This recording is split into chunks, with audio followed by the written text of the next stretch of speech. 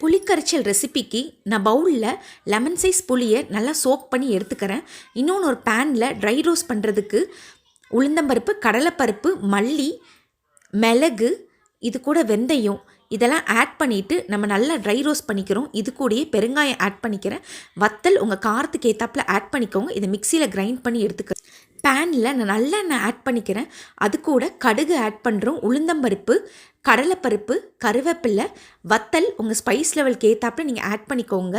இது கூடயே நம்ம மஞ்சள் பொடி ஆட் பண்ணுறோம். 1/2 டீஸ்பூன் கிட்ட, நிலக்கடலை 2 டீஸ்பூன் கிட்ட ஆட் பண்ணுறோம். இது நல்லா வறுத்ததுக்கப்புறம் நம்ம அரைச்சி வச்ச புளியோதரை பவுடர் ஆட் பண்ணுறோம். இதை நல்லா மிக்ஸ் பண்ணிடுறோம். இது கூட நான் சோக் பண்ண புளியை ஆட் பண்ணிக்கிறேன். புளியை ஆட் பண்ணிவிட்டு இதை நல்லா மிக்ஸ் பண்ணுறோம். இதுக்கு தேவையான அளவு உப்பு ஆட் பண்ணுறோம்.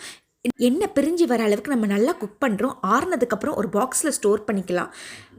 சூடான சாதத்தில் இந்த பேஸ்ட்டை நம்ம மிக்ஸ் பண்ணி சாப்பிட்டோம்.